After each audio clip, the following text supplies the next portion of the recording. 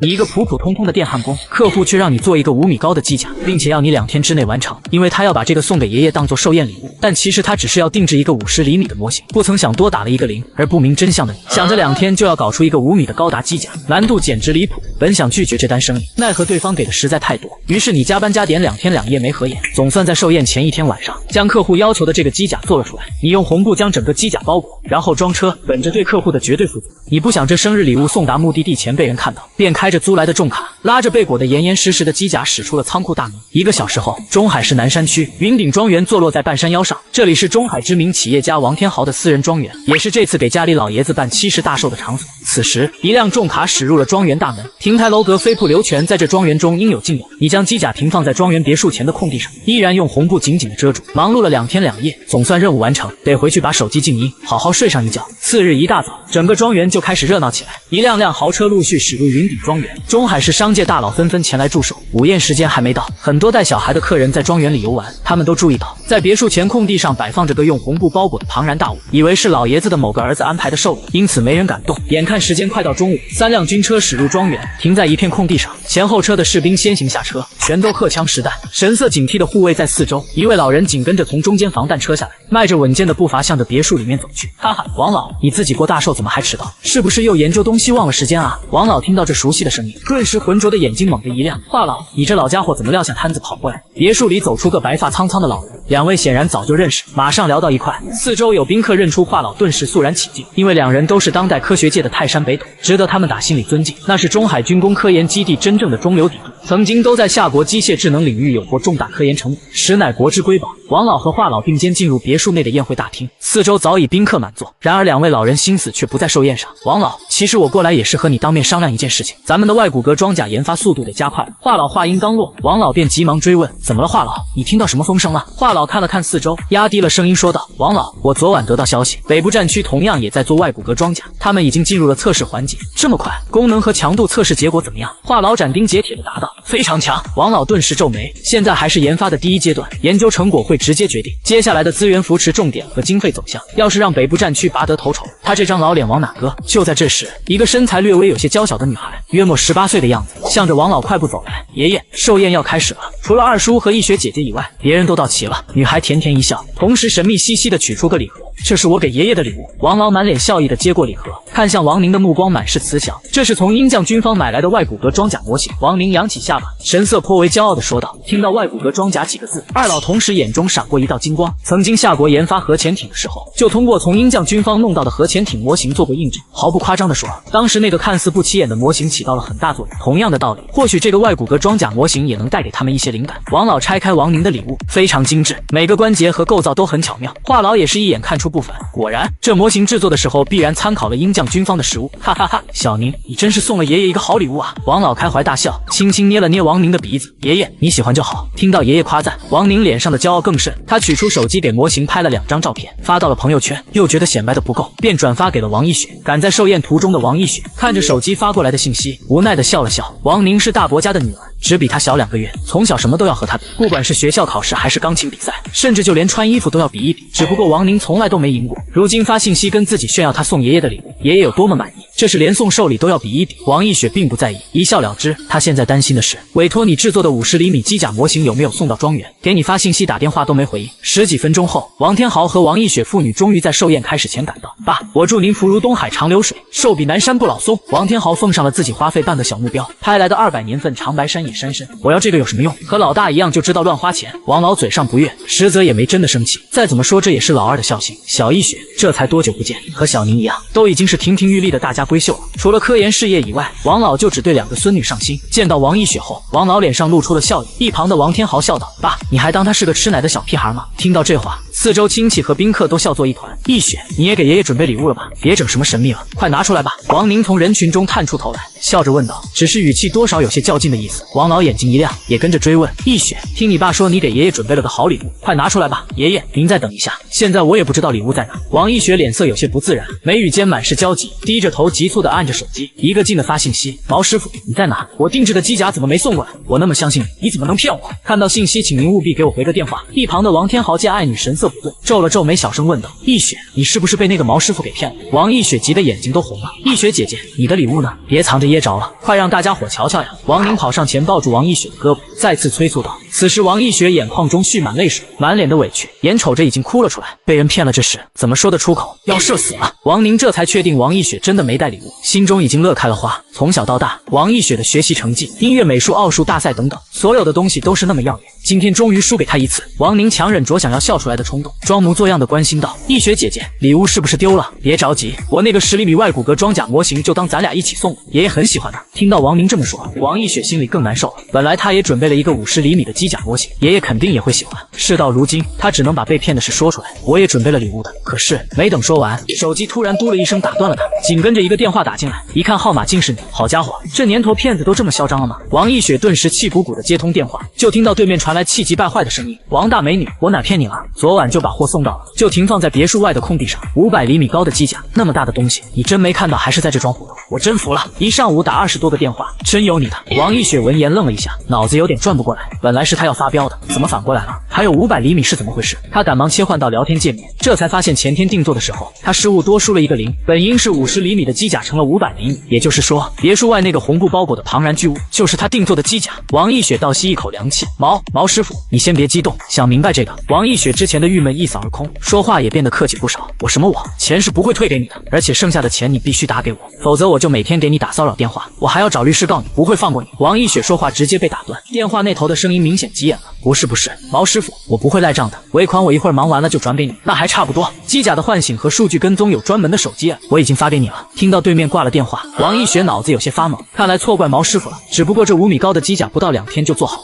能高大上吗？王易雪此刻也没抱多大希望。刚才的电话虽然没开免提，但四周人都能听个大概。王宁看了一眼窗外，心想做这么大的东西肯定是粗制滥造，一堆废铁焊接到一块，有个大概的样子罢了，和他从鹰匠买的10厘米精致模型没法比。想到这里，他眼神瞪了瞪，笑着说道：“易雪姐姐，看来你准备的礼物也很好呢。趁寿宴还没开始，咱们先去看一眼吧。”王易雪有些忐忑地询问王老：“爷爷，您要先看看吗？”他倒是希望等宾客们走了再看，在家人面前丢人，总好过在上百宾客面前丢人。哎呀，就去看看嘛，用不了几分钟。王宁连忙在一旁起哄：“行，那就去看看。”王老哈哈一笑，领着众人有说有笑地向着别墅外走去。王易雪跟在最后，心里七上八下的，已经想象到等下众人看见那丑陋的模型后会是什么表情。站在红布包裹的机甲脚下，王易雪恨不得找个地缝钻进去，这次真的要丢死人了。王老和华老、亲戚、宾客们都围在四周，好奇地猜测红布后面盖着的会是什么东西。易雪姐姐，愣着干啥？快把红布掀开吧！王宁已经等不及看到王易雪出丑的样子。王老看出孙女好像有点担心，便宽慰道：“小易雪，只要是你送的礼物，爷爷都喜欢。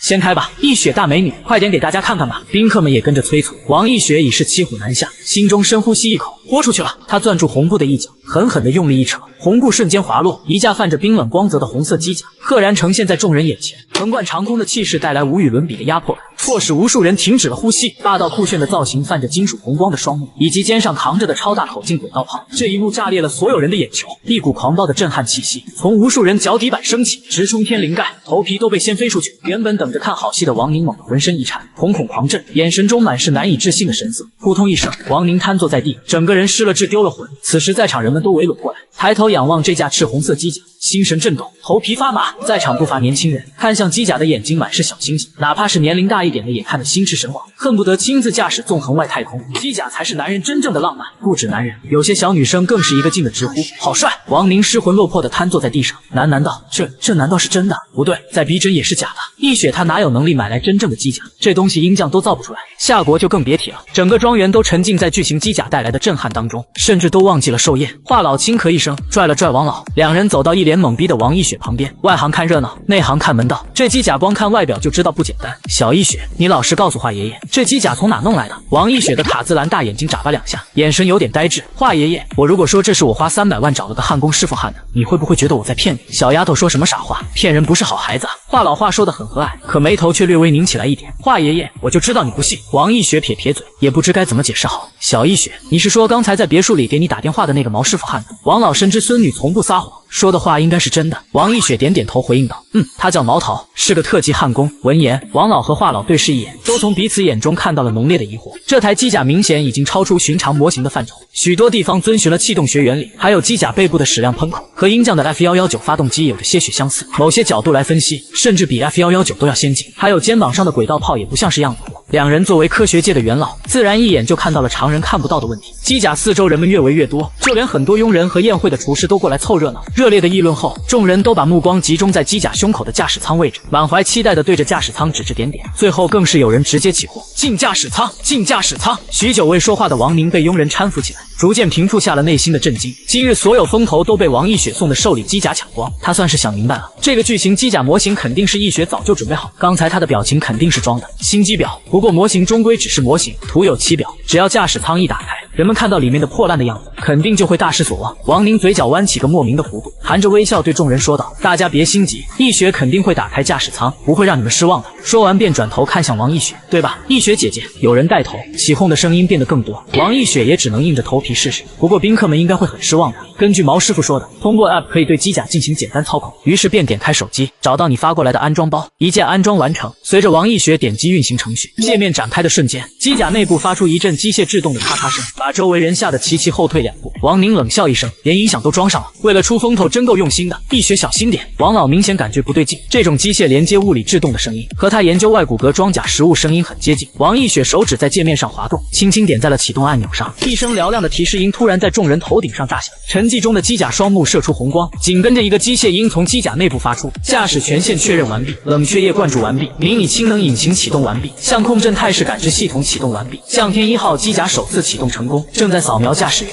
机甲双目降下一道红光，确认了王一雪的位置，紧跟着机甲手臂将她托起，缓缓抬到胸口位置。王一雪由于太过紧张，手机一不小心掉在地面，还没反应过来就被送进了驾驶舱。舱门关闭后，王一雪手捧全息头盔，惊魂未定地坐在驾驶位上，看着面前陌生的操控杆和操作台，人彻底傻了，就连呼吸都变得颤抖，太逼真了，这钱花的真值。刚才驾驶舱打开的时候，很多人都看到了内部的结构，王宁第一个傻眼，怎么会这么逼真？若说机甲的外部造型已经足够惊艳，那驾驶舱内部更是科幻感十足，这已经超出了他的认知。飞一个，飞一个！上百人兴奋的像是打了鸡血，都激动的吆喝起来，气氛异常热烈。王宁则是面色阴沉的能滴出水来，咬牙切齿道：“我就不信你真能飞！”这时王一雪把全息头盔戴在头上，眼前画面瞬间转变，看到机甲外的一切遮挡物都成了接近透明状态，眼前也出现了一行行透明操作提示，一种人机合一的感觉油然而生，他的心脏紧张的砰砰直跳。这是一个焊工能做出来的东西吗？外面的声音也被机甲传感器捕捉到，实时传递到王一雪的耳中。在这种热烈的气氛下，王一雪跟着激动起来，事到如今也容不得他拒绝，抖动的小手缓缓伸向操控杆。与此同时，王老从地上捡起王一雪掉落的手机，发现手机的画面竟然连接了驾驶舱内部的摄像头，甚至还能切换到外部摄像头。在画面的右下角，实时显示着机甲的各项数据，并且他们还能打开语音按钮和王一雪通话。王老、华老等众人纷纷看向手机屏幕，当王老弄清楚手机屏幕上显示的功能后，王一雪已经握紧了操控杆，接着大拇指猛地按在了爬升按钮上，咔嗒一声，任务完成。王毅怅然一笑，冲着驾驶舱内部的摄像头摆摆手，露出个甜甜的笑容。要说这机甲真的能飞，他肯定不信，做到这个程度已经足够惊艳了，能体验到这种极度逼真的机甲驾驶，他很知足了。外面人通过手机发出的声音，听到王一雪喊了声任务结束，都有些意犹未尽的感觉，同时又羡慕王一雪能进入到驾驶舱里亲身体验。大家虽然期望机甲真能飞起来，但理智告诉他们这不可能。只见王宁突然冷笑道：“我就知道不行，一雪能拿出什么高科技的东西，装了音响的铁疙瘩而已，垃圾玩意儿。”没人接话，只是三三两两散开。王天豪连忙宣布机甲体验结束，寿宴开始。这话还没说完，就听见一阵急促的警报声在众人耳边炸响：“警报！警报！机甲即将进入起飞姿态，请周围群众迅速远离。”刺耳的警报声响彻整个庄园。王老猛地攥了攥拳头，理智告诉他，这机甲虽然逼真，但终究也只是个供人观赏的道具，不可能飞起来。伴随着砰的一声，一道气浪以机甲为中心，快速向着四周扩散。机体上打开了一些细密的矢量喷口，齐刷刷地爆出一道粉色火焰，地面也跟着隆隆作响，发出细微颤抖。王老意识到事情不对，急忙点开手机屏幕的话筒按钮，慌张地喊道：“一雪，发生什么事了？爷爷，他要飞了！”王一雪声音有些颤抖，就像受到惊吓的小鹿茫然无措，不知该怎么办。王老心神一颤，眼神中满是凝重。现在他们的重点研究项目是外骨骼装甲，最多做到帮士兵搬运重物之类的简单事情，连奔跑都做不到，更别说飞行。哪怕鹰将国最新研发的超前科技都做不到，一个焊工凭啥能做出会飞的机甲？随着机甲引擎口喷射的火焰更加猛烈，王老和华老再也无法淡定。多年来的经验告诉他俩，这机甲真要起飞了，必须马上远离。王老冲着警卫士兵命令道：“立刻组织所有人撤出云顶庄园，封锁整个云来山。时间不多了，在警卫士兵的组织下，众人有序的驾车撤离。王老捧着手机，神色无比凝重，面色担忧的看着屏幕里的王一雪。一雪，有没有办法停下来？爷爷，我也不知道，已经开始起飞倒计时了。驾驶舱中的王一雪此刻满脸惊慌，刺耳的提示音让他神经更加紧绷。机体各项功能调试完毕，武器系统检测完毕。3、2、1，向天1号出发。轰的一声，整个云顶庄园剧烈震颤起来。还未来得及撤离的人员，耳边响起猛烈的气爆声，机甲引擎喷射出的火焰瞬间从粉色转为了湛蓝色。王一雪感受到一股猛烈的推背感，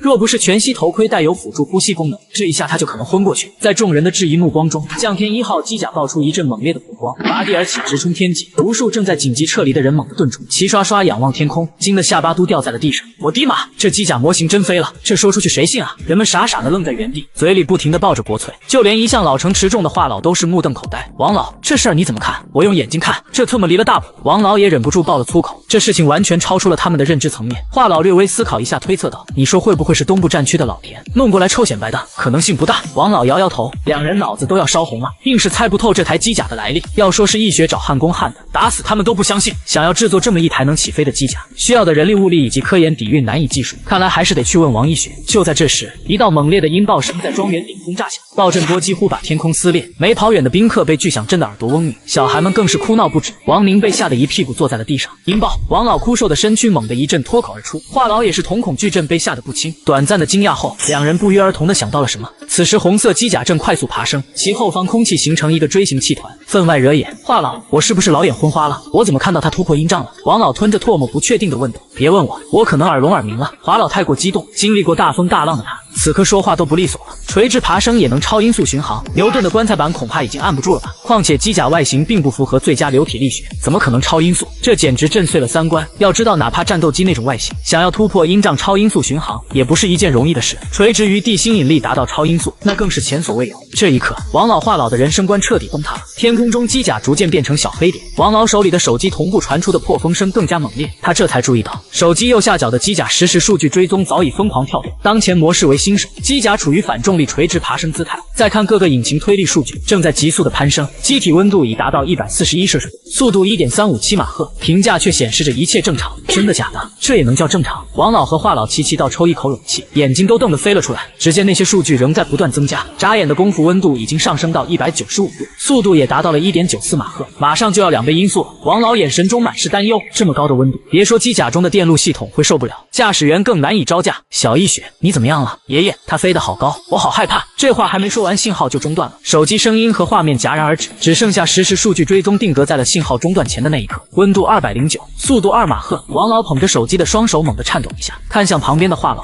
肯定是因为机甲进入云层导致信号中断，得马上使用军事卫星通讯权限。快，赶紧回基地，让技术组拷贝这个 app， 使用基地的科研主机链接机甲通信系统，定要确保一雪的安全。在训练有素的士兵护卫下，王老和华老上了军用越野车，快速向科研基地赶去。在长空万里的云层之中，王一雪正坐在贴身包裹的驾驶位上，心绪难平。和爷爷的通讯中断使他更加恐惧。长时间的极度紧张过后，他反而平静下来。毕竟现在这种情况只能靠自己。此时他的视线被云层遮挡，白花花的一片，看不到任何东西，只有右下角显示着一个透明的数据面板，上面记录着机甲现在的各项数据。然而能看懂的就2个。机体温度240摄氏度，速度2.3马赫，机甲外部温度已经达到240了吗？我在这驾驶舱里完全感觉不到，还有速度应该是超过2倍音速了吧？就在王一雪分析面板内容之时，整个机甲从云海中猛地窜出，遮挡机甲视线的云团霎时消失不见。王一雪美眸瞬间瞪大，只觉得自己进入了仙境，全息头盔带来的视觉冲击力太过逼真，就像本人踏足云端。王一雪双手各自握住两边的操控杆，冷静下来的他尝试操控仍处在失控状态的降天1号机甲。中海市军事科研基地1号汇报大厅气氛有些凝重，王老和华老都黑着脸。计算机天才少女童瑶带队，数十名通信和计算机方面的专家齐上阵，竟无法将王一雪手机上的 app 破解，甚至连转移安装都做不到。堂堂国家队连这点能力都没有，说出去都让人笑话。童瑶看着王老和华老凶狠的目光，心里表示很委屈。随着对 app 代码的初步解析，他早已暗自心惊，这根本就不是他们概念中的代码，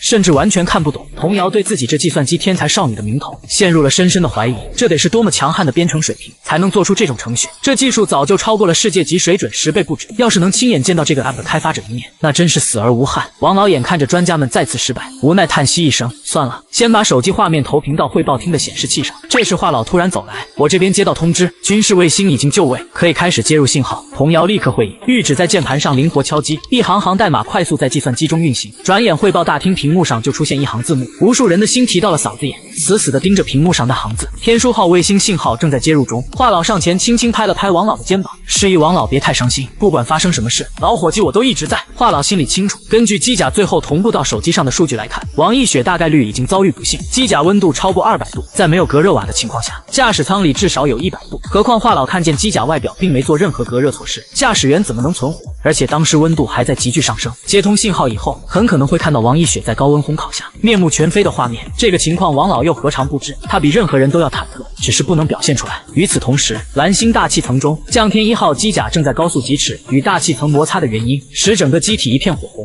王一雪尽力操控，也只能调整些许机甲的姿态，速度却并没有慢下来。数据面板惊人的显示，机体温度501，速度5马赫，机甲已飞出中间层，即将到达近地轨道。王一雪心里清楚，这么下去非得死在外太空。他摘下全息头盔，在驾驶舱中四处寻找急停按钮，结果一无所获。这么先进的机甲，难道连个智能辅助系统都没有吗？机甲仿佛是对王一雪有所回应，发出了机械般的语音，检测到驾驶员长时间未进行合理操作，新手智能辅助系统启动，驾驶员可结合声控、全息头盔、瞳孔聚焦等进行选择操作。王一雪赶忙戴好全息头盔，这才看到了一条条的智能辅助驾驶规则。悬停！王一雪一声令下，机甲外的数十个矢量喷口全部开始工作，降天1号顿时速度暴减，仿佛空中急刹车一般。右下角的数据面板也急速跳动，从速度4.7马赫直至降到0，这才稳稳地停在了近地轨道上。王一雪长舒一口气，目光从数据面板上挪开，看向前方，瞳孔猛地一震，映入眼帘的是一颗湛蓝色的星球，周围裹着一层薄薄的蓝色纱衣，看似近在眼前，却遥不可及。这就是地球吗？王一雪心神震撼。这一刻他看得吃了，却没注意到，在全息头盔左下角的功能面板上，一个小喇叭模样的东西已经闪烁了10多分钟。此时在中海科研基地，怎么样连上了吗？王老已经是第8次这样询问了。没有，因为没有进行智能识别，咱们属于单向联系，只有对方同意才能接通。童瑶耐心的解释，他刚才已经在同事那里了解到大概的情况，知道坐在机甲里的人是王老的孙女，心急也是肯定的。可按照众人的推算，存活率几乎为0，也就是说，对面永远都不会有人同意连接。寂静无声的大厅中，只能听到王老粗重老迈的叹息，气氛凝重到极点。该做的都做了，大家都无能为力。就在这时，童瑶的计算机突然响了一声，只见屏幕上显示手机通话记录已破解。王老 App 虽然没破解，但一雪的手机解锁和通话记录已破解。我们现在有了那位毛师傅的电话，拨通。王老立刻命令道：是。童瑶尽个军礼，连忙将电话拨了出去。对不起，您拨打的电话已欠费，请续交话费。童瑶嘴角抽了抽，咬碎后槽牙给号码充了50块话费，再次重拨。对不起，您拨打的号码正忙，请稍后再拨。童瑶一怔，立刻反应过来，黑着脸道：这小子手机会拦截陌生号码，查他 IP 地址，同时调取他的个人信息。王老大手一挥，好的，5分钟就能搞定。今天这么丢脸，终于到了展现技术的时候。童瑶嘴角弯起自信的弧度，以他的技术和权限，根据号码找人就是小菜一碟。于是纤细的手指在键盘上飞舞起来。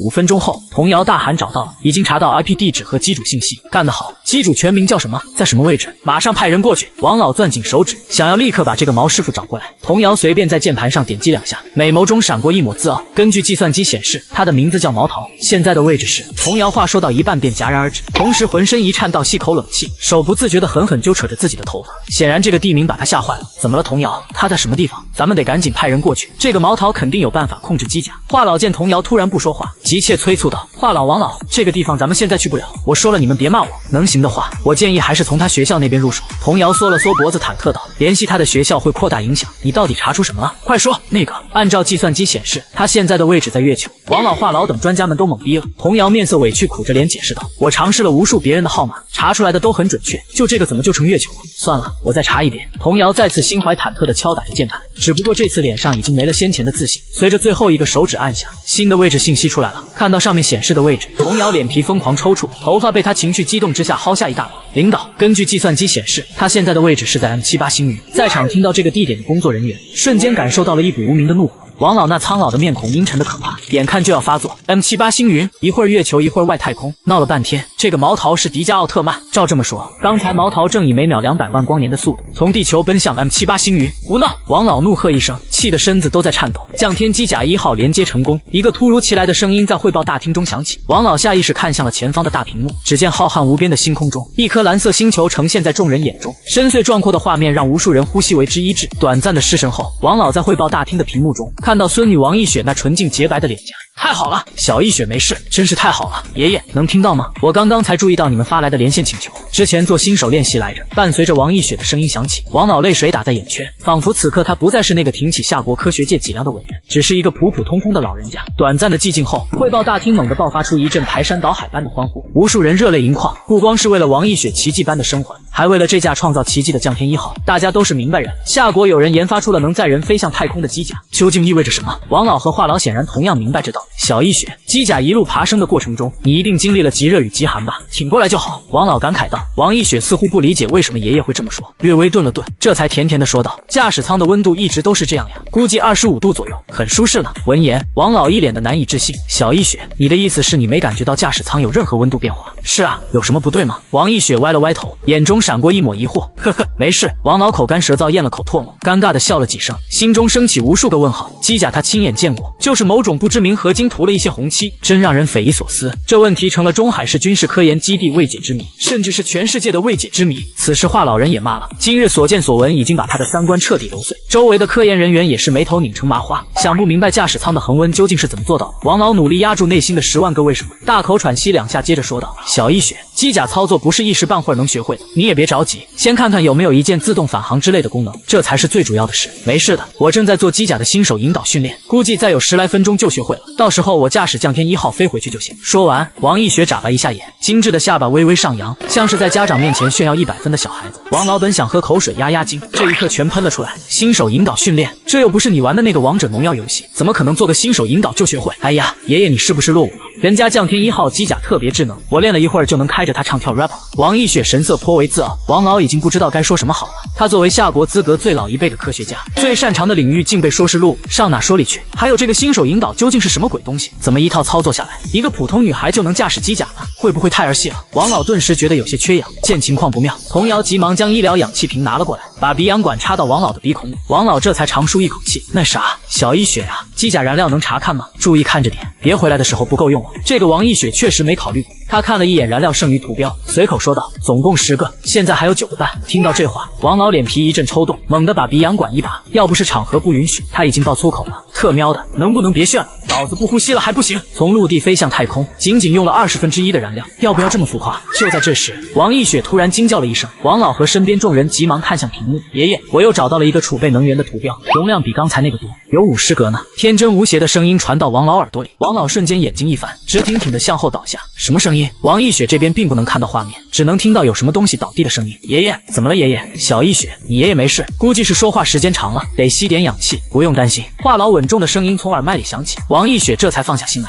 好吧，麻烦您帮我照顾好爷爷，我得继续做新手练习了。挂断语音后，王老被送到医疗室，话痨则是继续带着一众专家紧盯着王一雪接下来的动作。此时，王一雪眼前浮现出新手引导训练，当前训练科目轨道炮打靶。1小时后，中海市科研基地，王老还在吸氧，话痨仍在通过大屏显示器盯着王一雪的动作，看到他似乎已经做完了新手训练，便问道：小一雪，刚才我看到你好像操控机甲攻击远处的什么东西了？王一雪点了点头，你说的是肩部轨道炮，我刚才随便找了2个点，练了一下打靶。啥？在外太空打靶？话痨眼睛瞬间瞪大，吞下口唾沫。降天1号机甲的强大已经超越了他的认知，有了这个东西，夏国的科技绝对能实现跨越式的发展。然而话痨却突然觉得哪里不对劲。那个小一雪，你说随便找了2个点打靶，哪来的靶？我让机甲的量子源相控阵雷达随便锁定了2个移动靶，全部命中，应该有图像记录，我找一下哈。王一雪对操控台已经有了一定了解，很快就找到了之前的实时记录。点开图片后，弹出一个模糊的图像，同步呈现在了汇报大厅的大屏幕上。图片虽然模糊，但话痨和其他科研工作者一眼就认出了那个东西。无数人瞳孔缩成了针尖，猛地吸一口凉气，竟是鹰将民用卫星的开拓者马斯托的星链卫星，目前已经发射到外太空3500多颗。说是民用，实则早已被军方控制，用于军事用途。小一雪，你2炮干掉了2个这种东西？话痨颤颤巍巍的再次问道。对啊，当时我着急继续训练别的科目，所以才开了2炮。其实机甲当时锁定了500多个目标，我就打了2个而已。王一雪说完这话，脸上露出一种意犹未尽的神色。话痨再也绷不住了，小丫头差点闹出大事，这要是一波干掉500多个星链卫星，鹰将绝对跟咱们拼命，信不信？鲁班师祖保佑！没等话痨松口气，王一雪跃跃欲试道：华爷爷，我现在再打几个给你看，就像烟花一样，可好看了呢。别，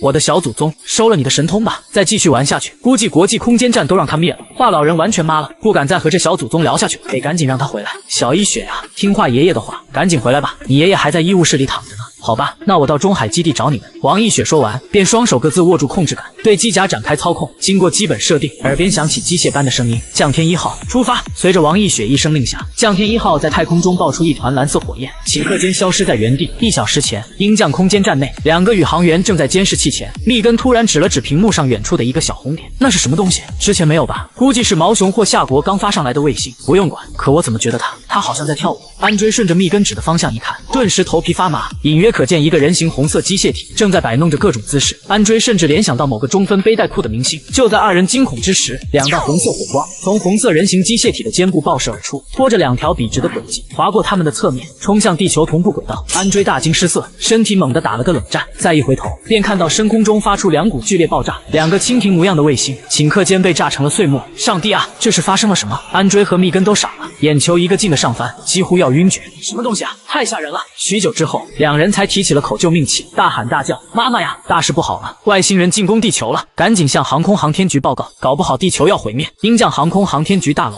简直荒谬。3星上将保罗猛地一巴掌拍在桌案上，安追和密根这俩家伙在外太空呆傻了，这世界上哪有外星人？立刻联系科研部人员，使用超视距射电望远镜，看看那个红色大家伙究竟是什么鬼东西。几分钟后，保罗桌上摆了几张新鲜出炉的照片，虽然照片拍得很模糊，但仍能看出这的确是一架真正的机甲。保罗的脸色随即阴沉下来，拍到的不是外星人，却比外星人更恐怖，能研制出机甲，并且2炮就干掉2颗卫星，这种科技水平超越当前尖端科技10倍有余。如果这东西想要击毁无间站，完全就是顺带手的事情。保罗越想越觉得恐怖，背后升起一股冷意，忍不住打了个寒战。不行，万一传出去，事情可就闹大了，这锅得让上面的人来背。保罗果断拿起桌上的电话拨了出去。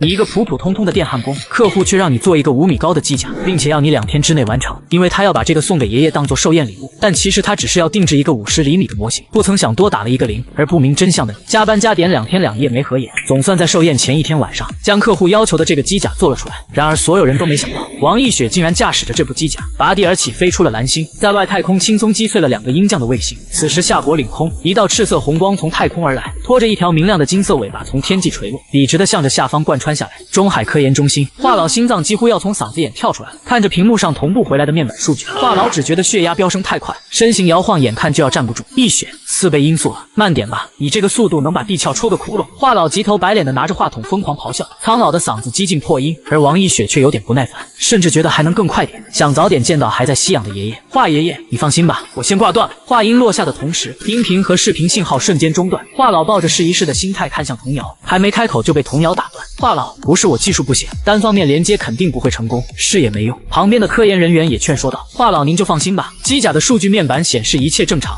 也只能这样了。华老无奈的摇摇头，他之所以这么小心，主要是王一雪要是有个3长2短，王老那边肯定和他拼命。而且这台机甲所包含的先进科技，很可能领先当下科技数十年。只要机甲平安归来，就能进行拆装研究，得到其中的先进技术。到时候，夏国科技必将实现真正跨越式发展。被鹰将和西方列强欺辱这么多年，怎么咽得下这口气？如今机会就摆在面前，哪怕死也要抓住。此时天空上，一道金色闪电从乌云的一端游走到另一端，整个云层都带着令人心悸的感觉。随着一道沉闷的声音响起，火红色的机甲从云层中猛地钻出，将黑云撞了个窟窿。由于机甲速度太快，转眼便消失在云层附近。王一雪高强度驾驶这么长时间，感觉有些困倦，好在很快就要到了。看着数据面板上显示，机体温度580摄氏度，速度5.7马赫，他只能看懂这个速度5.7还在增加，应该不算慢了吧？然而这部机器其实还能再快。普通驾驶模式之上还有2个模式，大师和王者，但即使有驾驶舱的特别防护立场，他也有点遭不住那种强烈失重感。当机甲带着漂亮的拖尾向地面俯冲而来时，中海市军事科研基地的防空雷达上突然出现一个光点，急促的防空警报声响起，警报警报，相控阵雷达系统检测遭到不明来源洲际弹道导弹袭击，疑似携带核弹头，请所有人员在3分钟内前往人防设施避难。危险降临倒计时开始，尖锐的防空警报声在整个中海上空炸响，全市所有人都在这一刻停下了一切手头的事情，陷入恐慌。官方力量快速出动，3分钟内能救多少算多少，人防设施全都运转起来。平常不以为意的地铁站，这一刻成了所有人奔赴的目的地。生命正与时间赛跑。军事科研基地内，防空警报响起的一刹那，华老猛地从椅子坐起，苍老眼眶爆发出一道锐利的光芒。紧要关头，他就是主心骨，绝不能乱了分寸。马上接通科研基地防空防卫部的座机电话，领导，大事不好，雷达显示基地被敌方洲际导弹锁定，计算机热吸感应数据分析，极有可能携带大当量核弹头，初步估计是广岛原子弹的5倍，已经自动向全城发布防空空警报，我们现在该怎么办？话痨猛了，头皮一阵发麻。洲际导弹，难道是鹰将最新研制的哨兵2型？但这也不应该呀，他们难道想干一场导致直接毁灭的战争？况且，如果是从鹰将打过来的，我们的空域预警应该早就捕捉到他的踪迹。不对，到底哪不对？好像缺了哪个环节。电话对面听到话痨这边不说话，当下劝说道：“话痨，没时间想那么多了，灾难倒计时已经就剩下2分钟，您要不赶快进防空洞避难吧？我们牺牲不要紧，您是咱们国家的脊梁，不容有失。”不光是电话那头，就连旁边的科研人员都在上前拖拽话痨，哪怕是抬，也要将这个70岁的老人抬到防空洞。就在这时，先等等，一个熟悉的声音响起，吸了半天氧气的王老总算是恢复了不少，快步走来。王老，话痨眼睛一亮，来的正是时候。王老，事情你应该都知道了，你有什么猜测？这还用猜？肯定是机甲回来了。无数人猛地一怔，话痨也呆住了，僵在原地思考这话的准确性，似乎也只有这么一个可能。不好，想到这儿，话痨猛地一拍大腿，急忙拿起电话，防空部，藏天系统是不是已经启动？藏天系统已经进入启动流程，正在进行最终核准，核准完成即可全方位出发。